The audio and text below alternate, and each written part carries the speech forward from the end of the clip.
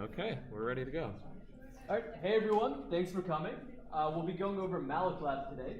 Hopefully you guys have already started and have a good understanding of it, and we'll skip over some of the basics because we expect you to have read the lectures, watched the lectures, and be familiar with it.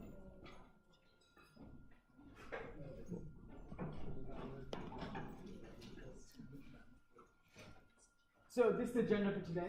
We'll be going over some conceptual stuff. Afterwards, we'll be going over some hints about what you can do to improve your score, and GDB. Of course, debugging will be a huge part of this assignment, so it's critical that you guys know how to use GDB properly. Yeah, so dynamic memory. Oh, okay. Yeah. So dynamic memory, so that's what malloclab is all about. When do we use it?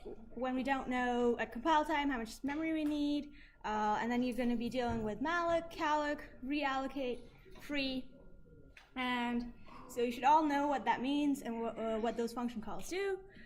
Those are the ones that you're going to be implementing in malloclab. And then we have memS break, a payload, what fragmentation is, and then we're going to talk about splitting and coalescing at the end. So in it, if you've looked at baseline, that's the first function that you see, init. So we have a prologue, footer, and epilogue header at first, and then so a couple things to keep in mind. Your payload has to be 16 byte aligned, but it doesn't. So the block size, total block, has to be 16 byte aligned, but it does. But your payload doesn't have to be a multiple of 16. So you can have a payload of like, I don't know, 20 if you like. So things are malloced in between the prologue and the epilogue, right? So after you extend your heap, you should have a data structure that looks something like this, with a prologue footer, your heap, and then the epilogue header. Cool. Okay. So assuming an implicit list implementation, which you guys talked about in lecture in detail, there's one implemented in baseline. When we need more memory, when we're out of our heap is full, or we can't fit in a huge size block, then we need to extend our heap.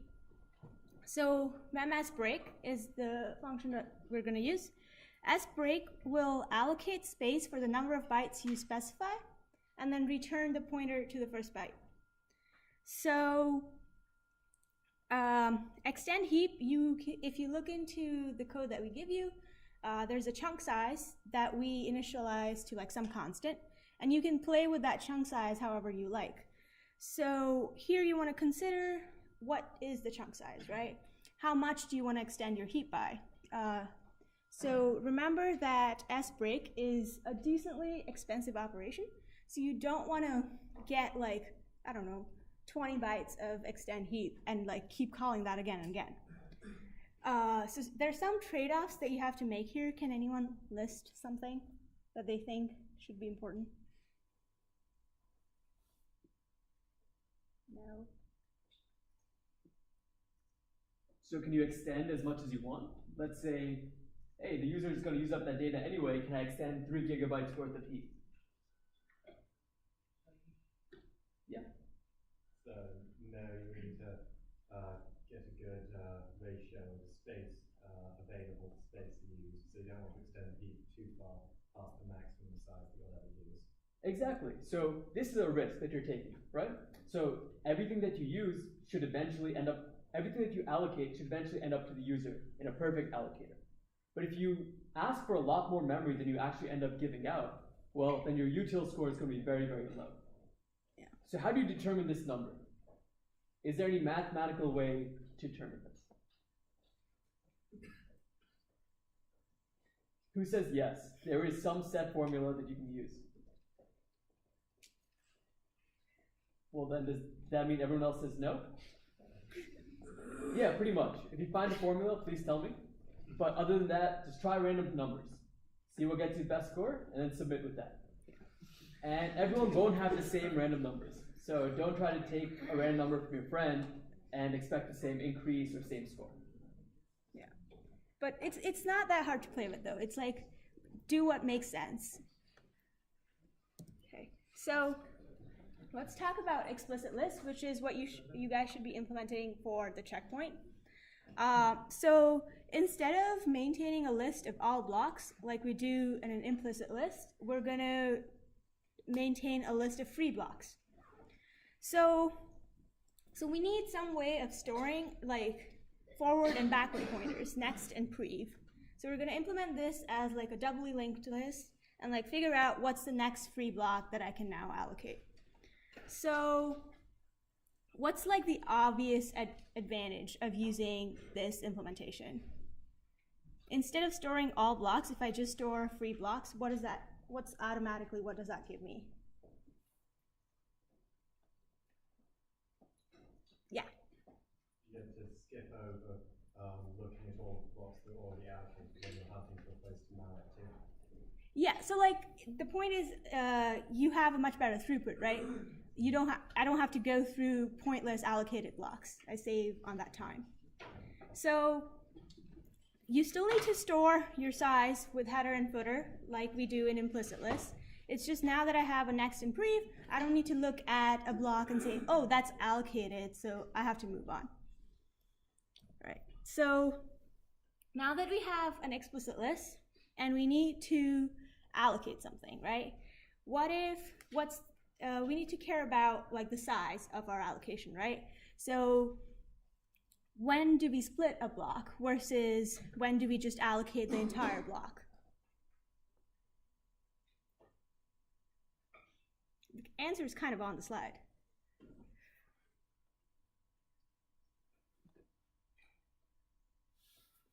Yeah, go for it. So we would split unless the space left over wouldn't be large enough to create another free block, in which case we'll be forced to put that into the block we allocated. Yeah, exactly. So if you have enough space to actually allocate a new block, then you can split your block and then leave the rest as a free block, right? But if this space is smaller than my minimum block size, then I can't make anything out of that memory, so I'm going to just allocate the entire thing. Does that make sense? Cool, I see someone nodding, that's good. Okay, so coalescing with explicit lists. So keep in mind, coalescing more or less works the same way in explicit lists as it does in implicit, but keep in mind to look at the actual physical blocks before and after your free block.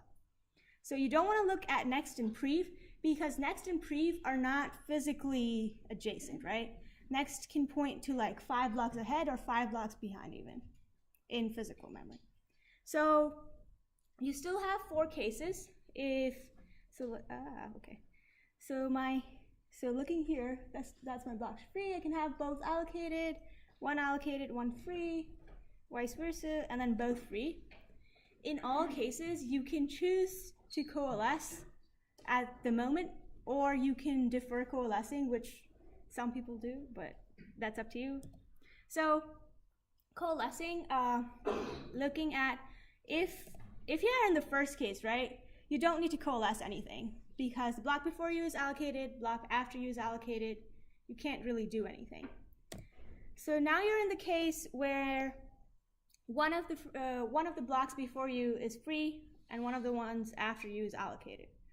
So you can just combine the 2 blocks by changing your size, right? So here in your header, instead of M1, I would have N plus M1, and then in my footer I would have the same size, and they're both free now, indicated by the 0 bit.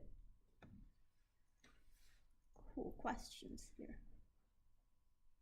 Okay, so, and that's all you need to do. When you have 2 free blocks, both right above and right below, then you can combine all 3 blocks into one giant free block, and now you have N plus M plus M1 plus M2 as your size in your header and footer. You set your allocation bits to say free, so 0 in this case, and you change your next and previous pointers. So remember to like change it accordingly. So in this case, you want to look at what the next pointer for that block is, and then set that to be your next pointer here. And then for the previous pointer, you're going to look at the previous pointer of the first block and then set that to be previous here.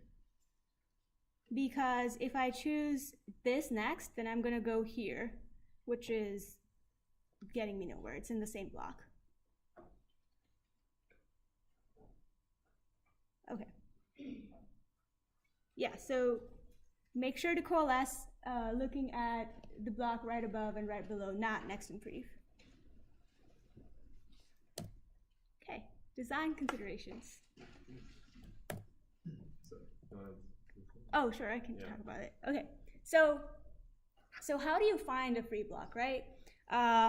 Even if we have next, so now we have an explicit list with just pointers, right? So we can still use our 3 fit policies. We can talk about first fit, next fit, versus best fit, versus something that we call like a good enough fit. So okay, first of all, what's the advantage of like using first fit in terms of util and throughput? Yeah, it's fast, right? I just pick the first one and I don't have to look at it anymore. So that improves your throughput. But what does it not do? Yeah. Yeah, so you're gonna have more fragmentation, right? Because the first fit may not be the block that fits perfectly, right? So that's the opposite is exactly best fit, right? You keep looking until you get the one that fits perfectly, but that means that you have to look through the entire free block list. So somewhere in between like first and best is what we call good enough. And so this is also something that you're gonna have to tweak, try a number, submit, and see what score you get. Because, so here for a good enough fit, you can try like, a mixed version of a first and a best fit. Because it's neither super bad for throughput nor super bad for utilization. It's somewhere in the middle, and that's what we're looking for. Cool. So yeah, and then you can consider your free block ordering. So if I create a new free block, where do I want to insert it? So you have LIFO, FIFO, or address ordered orderings that we talk about in lecture slides also. You can take a look at that if you're confused. But basically, you want to decide where am I going to insert my new free block? Is it going to be at the front of the list? Is it going to be at the end? And so on and so forth. Yeah, question. For next fit, as fast as first fit, so what's the benefit of next fit over first fit? That's my answer to you. Empirically, you may have different results depending on the allocations that happen. I don't think I've really seen anyone implement next fit. The good enough fit is really what we recommend. Yeah. You might get lucky. I think that's all can happen. But other questions?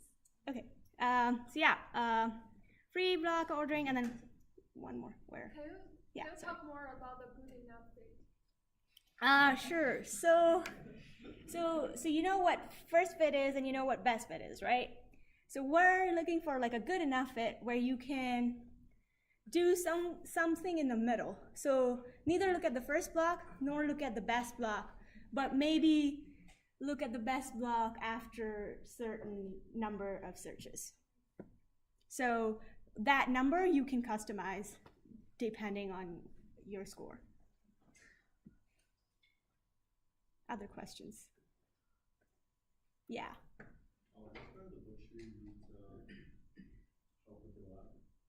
Say it? What part of the book?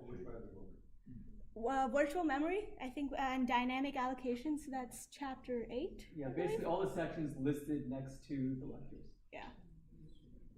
The lecture slides should have like the chapter number there. Be careful about the code though, because the textbook contains code that's different from what we give you in baseline. So if you're looking for just code, I'd suggest you look at the baseline code that we give you first. Other questions? Okay.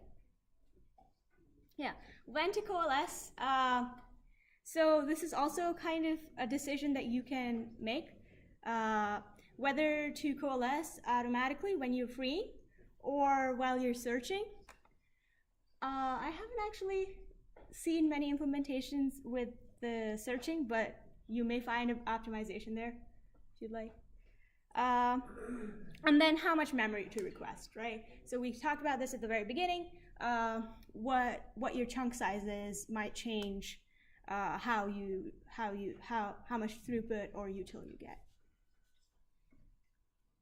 Okay. Other questions?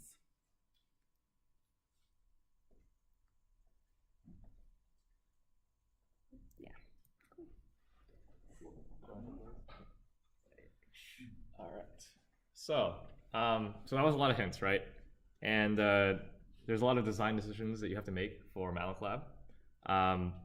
Basically, for the checkpoint, we don't expect you to make too many of those design decisions yet. So what that should tell you is that when you're looking at implementing your checkpoint, we aren't expecting you to do too many complex advanced features. In fact, there's a very strict subset of these features that we're talking about here that we are looking for the checkpoint.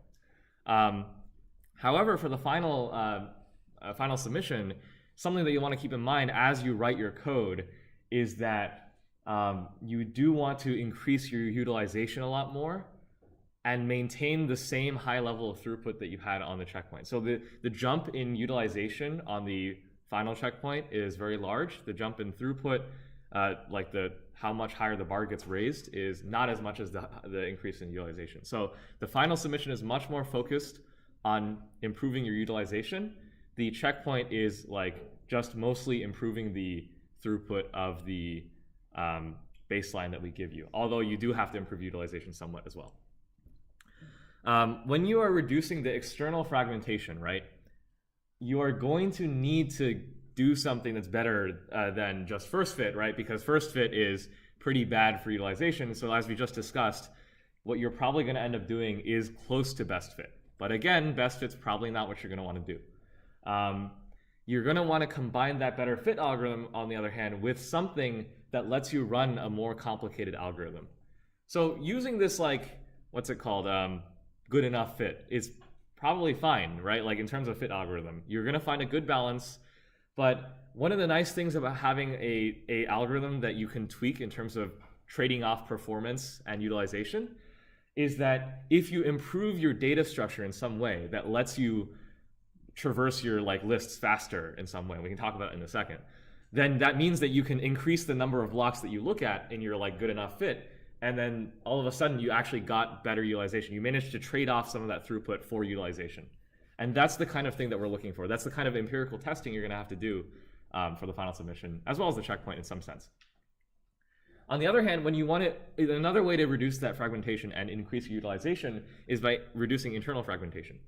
And to do that, you're going to need to reduce the actual data structure overhead itself. In other words, the free blocks, which are the primary data structure in malloclab, because we want to try and reduce that as much as we can, they are going to need to be as small as you can make them. And that kind of seems hard at first until we take a look at some other things that we can take advantage of inside malloclab. So we're going to discuss that now. The first optimization, the more advanced optimization that we want to talk about, is segregated lists. What a segregated list is basically a generalization of what explicit list was. So what was an explicit list? You track all of your free blocks in a list. That seems pretty straightforward, right? And so all throughout your heap, all of those free blocks that are currently existing inside your heap are part of this free list. However, that sort of leads rise to this issue where if you wanted to allocate something of size, I don't know, 1024, but all of the free blocks in your heap were like size 8. And then like after 100 of those size 8 blocks, you finally had a block that's big enough to fit 1024. When you wanted to allocate that big block, you had to traverse all the little tiny blocks until you get to the big block, right? What we could do is instead we say, how about we have more than one linked list? How about we have like some like n linked lists where like n is some number that you get to decide. So here's another one of those things you get to pick for yourself. Where like the first linked list is all blocks between size 0 and 32. And then the next one is size 32 to 64. And then the next one is 64 to 256. Again, these are numbers you get to pick, right? But you can start to get the idea of each linked list containing a different class of block sizes. And then when you have a block of a certain size, let's say you want a block of size 1024, then you only look in the linked list that could possibly contain blocks of size 1024. So you're not going to look at the linked lists of smaller size. On the other hand, you actually might want to look at the linked lists of bigger size, right? Like if you don't have something in the list, the size class that happens to be like 512 to 2048, then you might look at the linked list with the size 2048 and above, right? So these are just example numbers. I'm just making them up on the spot. So you're going to have to come up with these numbers yourself based on empirical testing. You probably want to start with powers of 2 because it's kind of nice. You probably want to come up with like a reasonable number of size class. You only have 128 bytes of, not stack space, of globally available space to keep these pointers to these to these linked lists. But other than that, like the implementation-wise, these are just linked lists. You just have more than one of them. You have several of them. Yes, question. If you want a good malloc function, do you need the block to exactly fit, or are you okay with wasting them? In some sense, there is an unavoidable amount of wasting that has to happen. If I ask you for a malloc of size 23, that's not going to be a multiple. 23 is clearly not a multiple 16. So I have no choice but to waste like some part of that block there. But there are things we can do to make it so that we waste less space, and that's the next thing we're going to talk about. A key question, though, is this going to help you reduce the amount of space you waste inside of a block? No, I see some head shaking no. And this is definitely not going to affect the internal fragmentation, right? This does not change in any sort of, in any way, the like internal contents of a block. This is just changing how you keep track of these free blocks. And as a result, what we expect here is maybe your utilization goes up by some amount, although we can argue about how much it is. It's probably not going to be that much. If you think about how this works, you might see why. But on the other hand, your throughput may go up quite a lot once you implement segregated lists. Yes, question? Probably not. So you probably will not need this on the checkpoint, right? So yeah, don't worry about it for now, but it is something you want to keep in mind for later. Yes? So does the number of such linked lists I have, like can I have a lot of linked lists like this, or is that going to cause issue? Yeah, so like you could have a lot of them, but the question is you need to, like for linked lists, right, you need to track where the beginning of the linked list is, right, in general. The problem is if you don't know where, if you have too many of these, you need to keep track of a lot of like the heads of the linked list, but you only have 128 bytes of global variables. So yes, you could have a lot of them, but you might overrun that. Now there is a solution to that. Like if you want to have a ridiculous number of segregated lists, what you could do is you could say like at the very beginning of my heap, I just use some of that space to store all of my segregated list pointers. But maybe that's not a great idea, and the fact that we only give you this much global variable space should be a hint that we're not looking for that many segregated lists. Okay. So a brief break to talk about some more high-level concerns that aren't actually exactly related to malloclab. For when you want to go ahead and implement segregated lists, or even when you want to go ahead and implement these explicit lists, and this is in some sense a special case of segregated lists, you need to implement these list operations, right? You're going to need to be able to insert things into lists. You're going to need to be able to remove things from lists. Later on, when you have more than one list, you need to be able to decide which size class of some block of an arbitrary size needs to go into. It would be very, very painful to copy and paste code more than once just to implement, like for every single one of these linked lists, you copy and paste some functions. Or maybe like you like have more than one place in your code where you need to insert something, and so it would be kind of weird to have to like copy and paste like 10 or 15 lines of linked list manipulation code like into these functions that have to insert things into these lists or remove things from the lists. So this is like a great case where you might want to write a function for inserting something into a linked list. And writing that function early on, and by early on I mean like now for the checkpoint, even though you don't need more than one list right now, it's still a good idea, right? Because you're going to eventually have to have more than one list anyway. So generalizing your functions so that they can be used later is not such a hard thing to do, but it will save you a lot of time later. Another thing to think about is like deciding these size classes. Like a very common solution we see is like 14 if statements all after another. Like if the size is less than this, return this. If the size is less than something a little bigger than the last one, return this. And like, okay, so like that's like gets really, annoying really quickly, right? A better solution might be to put like a bunch of constants in your global, as a global variable or something. And by the way, if they're constants, we don't care about how many constants you have. So you can actually have this like constant array of sizes, and we won't count it towards your global variable limit. And then you just loop through this array, right? Like you say, for each size in the array, is it less than this size? And if it is, then you return that index, or something along those lines, right? So you can probably imagine how that code would look. Don't write the 14 if statements. Just don't do it, please. Okay. You get a 0 on modularity. Yeah, you'll just get a 0. Actually, you'll just get a 0 on modularity. That's the end of the line. Like, don't do it. One last thing. Beyond just like linked list operations, there are many cases inside malloclab and inside future labs where you might be tempted to just copy and paste your code, right? Because it's like, oh, like I need to do this thing here and I need to do this thing here. I'll just copy and paste it. Whenever you get the urge to copy and paste code, cut and paste the code into a function and then implement the function that does it and then call the function. It's not that much harder, right? Like, okay, you spend like maybe 2 minutes like writing the function and then you put the function calls in the right place. But then later on, when you come back and look at this code, and this gets into the next slide, you come back and look at this code 6 hours later, right? Or maybe 6 days later or something like that. And you just are staring at it and you're like, why in the world do I do this here? And like, maybe I made a small tweak here. I changed like a variable name. Why does that even, like, what's going on here? You'll be very confused. It's kind of painful. Like, you'll waste some time. Maybe there's a like subtle bug in one of the cases that isn't in the other one. So you fix one of them, but then there's another bug. Like, okay, it just gets out of hand really quickly. So don't do that. What you should focus on is making your code modular from the beginning. This is a mistake that we see like all the time. Like, if you write your code in a way that is not modular in the beginning, you can't just like magically add modularity in later without spending hours and hours basically restructuring your entire program.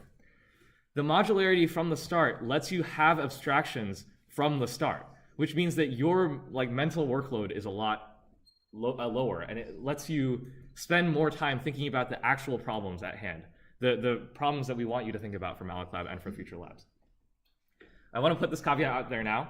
Labs in this course really are not meant to be done in one sitting. You should not like put it off to the last minute. I hope most people in this room have learned that by now.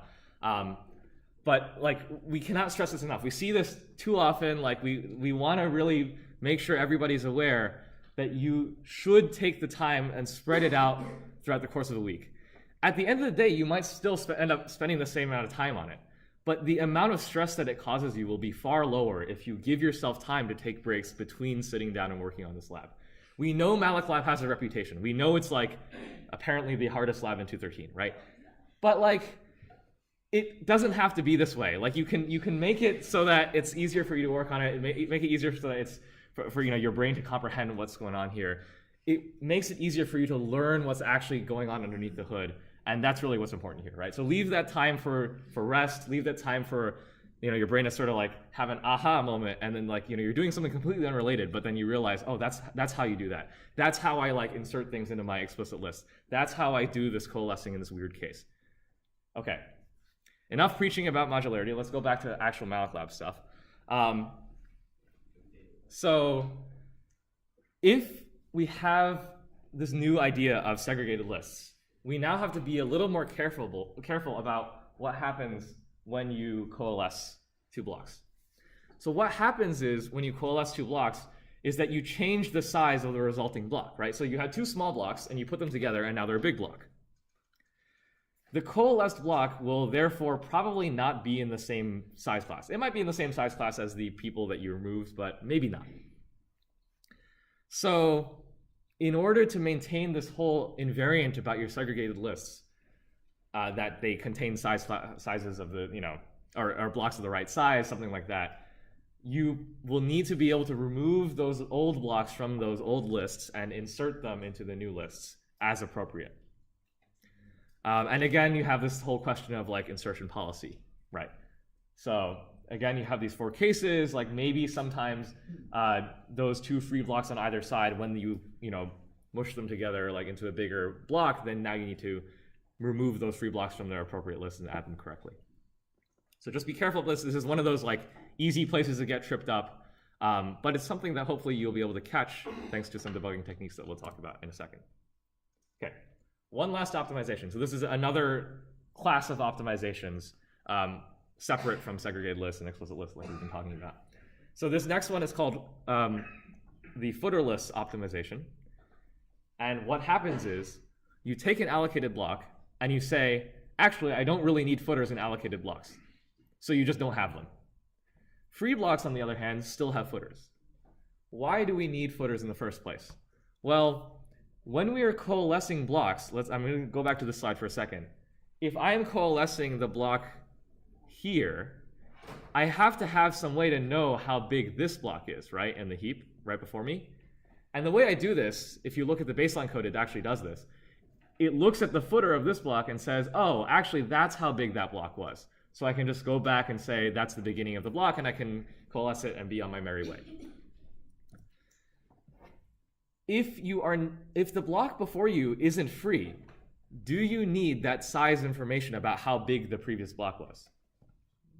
No, I see something head shaking. No, that's exactly correct. You do not need to know how big the block is before you if the block before you is allocated, because you're never going to coalesce with it if it's allocated. So, with that in mind, we want you to think about for a second, how could you have a way of knowing whether or not the previous block is allocated without having a footer available to look at, which contains the information about the previous block being allocated? Right. It's a bit of a hit on the side on how you might want to do this. Yes?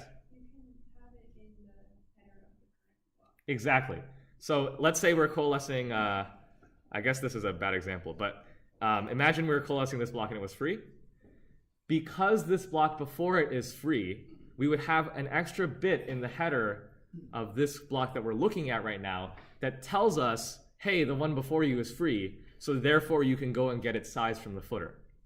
On the other hand, if we go over here and it tells us, hey, the block before you is allocated, then that tells us we should not go and look at its footer. In fact, we don't need to look at its footer because we don't need to coalesce with it in the first place. So that's at the heart of the footerless optimization. What it lets you do is it gives you an extra 8 bytes in the payload. And that doesn't sound like very much, right? Oh, okay, 8 bytes. Like, okay, I'm malloking things that are size 256. What's an extra 8 bytes going to give me? But if you were imagining like you were mallocing like linked list nodes and each one is only 8 bytes, then another 8 bytes on top of the 8 bytes that you were allocating is a lot, right? It actually reduces your utilization by 50% or more, right? Depending on how many more things you have to have inside each block. So this is actually a pretty significant optimization. It's not something you'll need to do for, is for checkpoint? Yeah, no, I don't think you'll need to do this for checkpoint. If you have time, great, you can get started on it. But again, like it's something that you will definitely need to do for the final submission if you are looking to get that utilization score up, which is what the final submission is all about. Okay. So again, we're going to talk about coalescing. Basically, footerless complicates your coalescing code, right? You're going to need to check more, like have more conditions in there about like, you know, when do I coalesce the block before me? Thankfully, the block after you doesn't actually change, so that's kind of nice. So if it's footerless, then you're going to obtain info from the footer of, if it's footerless and the block before you is free, you're going to obtain info from that footer. I guess we don't have any extra cases there, but if it's allocated, you just don't look at the footer because you don't need to coalesce it. You're going to need to maintain that information about whether or not the previous block of a current block is allocated or not somewhere in your code. If you think about when the state of a block changes from free to allocated and back from allocated down to free, you can probably think about how you might maintain that invariant in some sense. And those locations will be very crucial in implementing your footerless.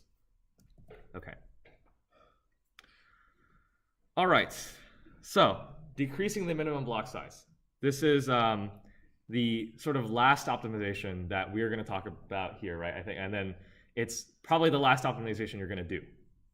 So in order to reduce the internal fragmentation even more, what we could say is we're like, our minimum block size right now is 32 bytes. But if I ask for like a malloc of like 2 or 4, I still need to give people blocks of 32 bytes. And that's really bad for my utilization, right? In fact, you'll see some of the traces, they ask you for, they ask you to malloc nodes that are like such small amounts that your utilization score, whatever you try to do for like, you know, finding the best fit and doing whatever, it's still going to be really, really low just because you have to waste a lot of space per block, right? That's this internal fragmentation that we're talking about. So if we want to reduce the size of our blocks, the minimum block size, that means we have to sacrifice some of this payload space inside of our free blocks, right? What we were using this payload space inside our free blocks for was to store some like linked list pointers, right? So if we go back and look at what a free block looks like over here, there's like a next and a previous here. And you can imagine if I made this even smaller, like I couldn't fit the next and a previous pointer anymore, and so I'm kind of out of luck. But if I'm very clever about how I track these like smaller blocks, then I can actually completely get rid of some of the fields inside of these smaller blocks. You can think about which fields might be nice to get rid of. If we get rid of one of the pointer fields, then we have this problem of like O of n removals, right? Like as you probably know, like if you have a linked list and it's only singly linked, you can't remove things without traversing the whole linked list, right? So if you get rid of maybe like the header or footer on the other hand, then maybe that's something that you can safely get rid of without sacrificing any throughput in any sense. Or you might find, oh, actually the O of n like on the small case is actually not that bad. Like I can sacrifice some throughput and I just, you know, have a nice case. So that's a design consideration. So that's something you might want to think about. Okay, so that's all I have. Nikhil will now talk about debugging your code, which you will probably spend a lot of time doing, unfortunately.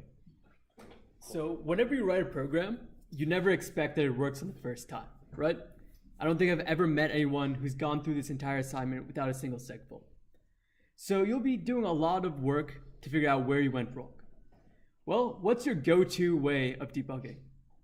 For a lot of people, it's printing, right? If you print out every single thing you do, maybe you'll catch something that's wrong, something that you shouldn't be doing.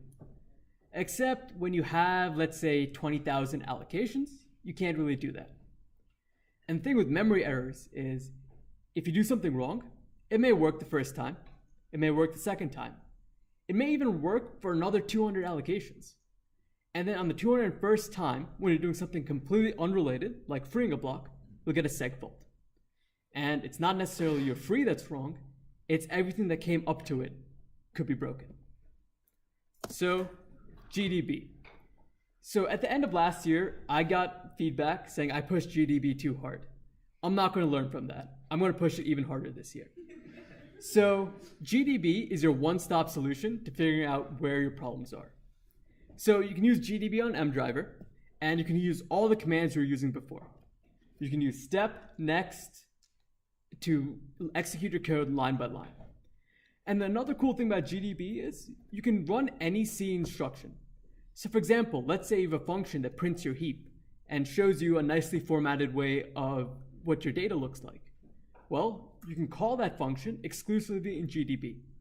So you don't have to call it during the main operation of your program, so it's not cluttering up your terminal every single time it prints out.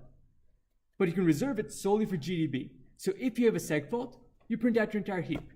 And then you can see, okay, clearly here, this pointer is incorrect. Let's see what's wrong with that pointer. And using X, you can examine individual memory locations, and you can see if some value isn't holding the data that you expect it to. So when you have a segfault, what's the first thing you do? Well, you use backtrace to see what were you doing when the segfault happened. And backtrace will list a nice table of all the functions that you were in. So here, main called run test, which called evaluation, which called your malloc. And then your malloc called find fit, and we segfault it in find fit. Well, now we know where to start. but what if something before it caused the problem? So then we can go up a frame. So we can say, okay, pretend we're actually in mmmalloc. And if you do frame 1, you can switch to malloc stack frame and print out any variables that you have there. So you can examine the entire state of your program just by using GDB. And another cool feature of GDB is you can set breakpoints and watch points. So breakpoints are essentially a command or some instruction to GDB to say, before you execute this instruction, stop and let me know. So let's say you want to see what value x holds before you run this instruction. Well, you set a breakpoint on that line or on that instruction, and you print out the value of x. You can also say conditional. So only stop here if x is 10. That way you don't stop every single time, but if you know, okay, when x is 10, I have a problem, it'll stop only when x has that problematic value. You can also use watch points. So watch points are breakpoints, but for data. So let's say you want to see what value x holds during the course of your program. Well, you can say watch x, and it'll say, okay, at this point, this old value of x was 5. And after this line of code, x is now 10. And you can see, okay, should x be changing on this line? Did I do something wrong where the wrong data is changing? You can also watch memory addresses. So let's say you have some particular block that gets garbled or messed up. Well, let's watch that address of the block, and anytime we do pointer arithmetic on it, anytime we return it to the user, we'll be notified. So we can say, okay, this is an allocated block. Why am I treating it like it's a free block? Why am I writing and using the next and previous pointers?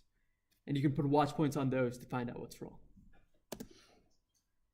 But the biggest helpful feature is the heap checker.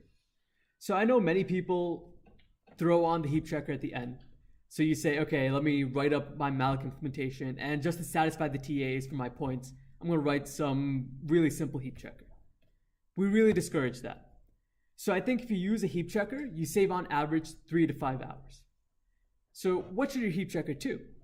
Well, your heap checker should be exhaustive and should check every single invariant that your program has. So this isn't meant to be fast. Your heap checker could take, let's say, 30 seconds to run. That's perfectly okay. It's purely for debugging, so you know exactly what's going on in your program. So write this function early and update it as you change your implementation. Every single implementation doesn't have the same invariants. And every single invariant is not maintained at all times. And that's okay. But you do need to know when to use a heap checker and what to check in your heap checker. So let's go over some invariants. So if we're looking at the block level of your malloc implementation, what are some things that should be true all the time? Yeah? Exactly, alignment, right? So we have some alignment requirements for our block. What else? Yeah? The length of the payload should not exceed the remaining space in the heap. What was that? The length of the payload should not exceed the remaining space in the heap. Exactly. So the start and the end of your payload should be within the bounds of your heap. And also we have the header and footer matching, right? So we have some metadata inside, and that metadata should be always correct. And if we're coalescing, well, then we need to make sure everything's coalesced. If we're going through our heap and we see 2 free blocks in a row, well, then we have a problem, right? And if you have this check built in, you will know exactly when your coalescing breaks down. So rather than trying to see, okay, after running 20 times, I have 4 free blocks in a row, what went wrong? Well, if you call this before and after every function, then you'll know exactly which function broke this invariant. Now, if we look at the entire list, so what are some things we want to consider when looking at the list? Yep. The next element and previous element pointers line up with each other. Exactly. So our linked list, so for our next and previous pointers, they aren't pointing to completely different things. So if I go from block A to B using the next pointer, well, I should get back to A using the previous pointer of B. What else? Yeah? Running through the linked list visits all of the free blocks. Exactly. So if my free list says I have 10 blocks, but then if I go through my main heap and I see, oh, there are 12 free blocks, what does that mean? Well, at some point, that means you lost a free block, right? What's the problem with this? If you lose a free block from your explicit list or whatever free list you have, can you ever give that to the user? So it's just dead space, right? So it'll really harm your util requirement.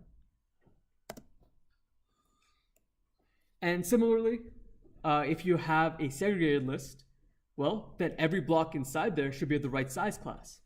If blocks are in the different size class and you're searching there, and if you're searching, let's say you're searching for 4-byte blocks or 40-byte blocks, and all your 40-byte blocks ended up in the 256 size class, will you ever find those blocks when you need them? No. So more dead space. And now if we look at the heap on the whole, what are some things we need to consider? Yeah? So we've got like the headers and then the lengths of all the blocks, and altogether that should add up to the full size of the heap. Yeah, that's a good check. So if I add up all the sizes of all the blocks I've allocated, well, then I should get the size that I've requested from sbreak so far. What this prevents is header information being incorrect, because if you have one header that's really, really big and it's saying your block size is 2 gigabytes, well, that doesn't sound right. Anything else? Yeah? Prologue, epilogue, What about the prologue and epilogue? at the very end, at the beginning. Exactly, right? So what's the purpose of our prologue and epilogue? Well, it needs to bound our heap. We know all our blocks are within the prologue and the epilogue. So, well, the prologue and epilogue better be at the start, at the end of our heap. So, will all these invariants apply to every single implementation? No, right? So for example, if you get rid of the prologue and epilogue block, we can't reasonably expect you to check it, right? So as long as your invariants match your implementation, you're good. So now, how do you ask for help? Be specific. So if you tell me my program seg faults, I really don't know what to do with that, right? I'm just gonna say, that's unfortunate. What else can I do for you? Some good things to tell me are, okay, I ran mdriver, and when I take this particular pointer, I'm seg faulting. How do I find out what's wrong? How do I go from there? And then we can help you out and say, okay, have you tried the watch point? Have you tried setting breakpoints here and there? One thing I want to stress is we really can't sit there and debug every single line of code with you. So if, as you've known before, there are maybe 20 TAs and 400 students, and office hours can get busy. And don't expect that to change for Malik. So get there early, have precise questions that you can ask us and that we can answer, and start early. Another good thing to say is, okay, my heap checker, which I've thoroughly written, catches this issue. What may be wrong and how can I go about approaching to solve that problem? And when you come to office hours, we will expect you to have a thorough heap check function. And if you don't, we'll just move on to the next person in the queue.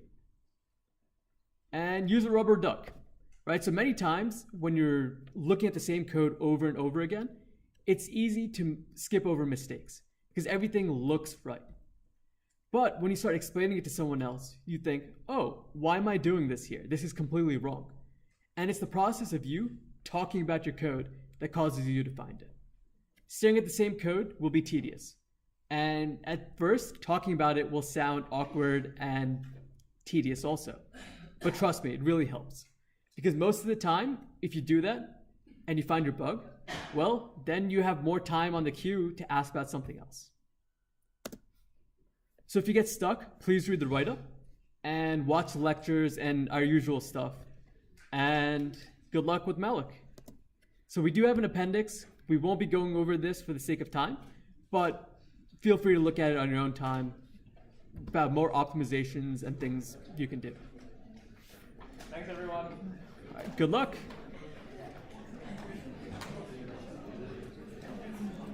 First time ever we finished a bootcamp.